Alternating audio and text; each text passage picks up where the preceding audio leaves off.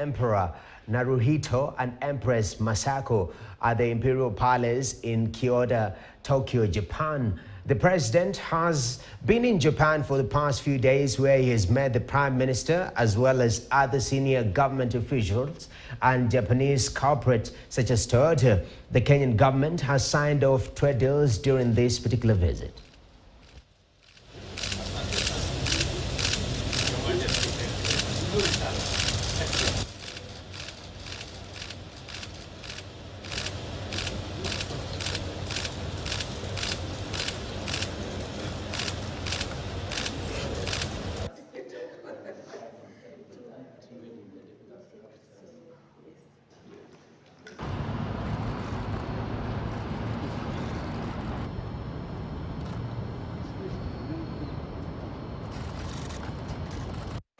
And talking about agreements, since the president is in Japan, he pointed out that as a country, we can learn a lot from Japan. But just prior to that, President Ruto and Prime Minister Fumio Kishida also agreed that Kenya will issue a 40 billion shilling samurai bond in Japan to finance energy and infrastructure projects.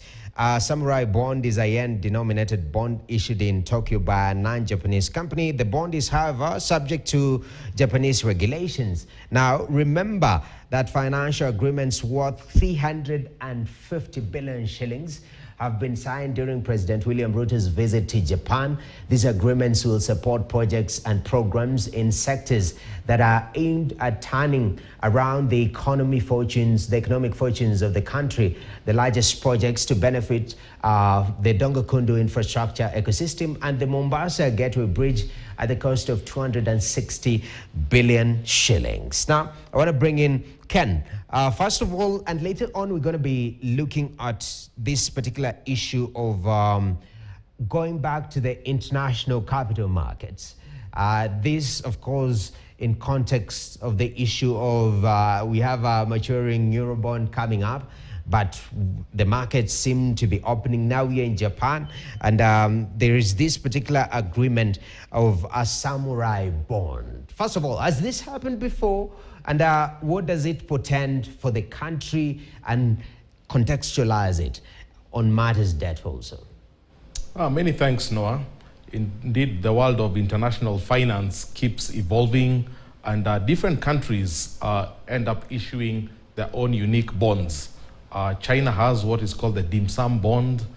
Japan has the samurai bond, and also we have the sukuk bonds that we see in Islamic countries. So these are all forms of diversifying, because in finance we say you want to diversify your risk.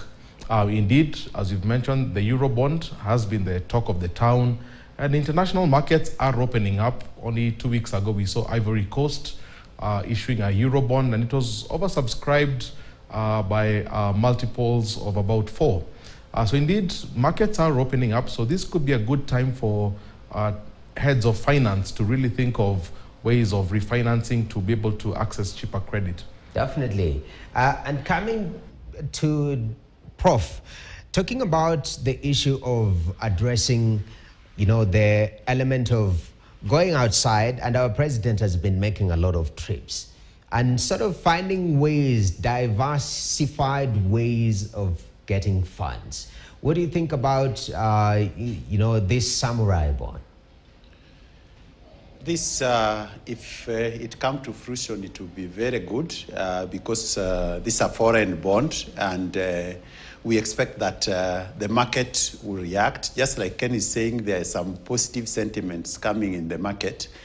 So issuing a samurai bond would actually be very good in terms of raising money for particular projects that we want to undertake, infrastructure majorly, and many other projects. So it's good to take advantage of the market signals and probably go ahead and have this in trade. But I think, having said so, the Japan's market, the Tokyo Securities Exchange, and the Japan general capital market is very active. So that will actually be very positive. Definitely taking advantage of that. And since the president is in Japan, he pointed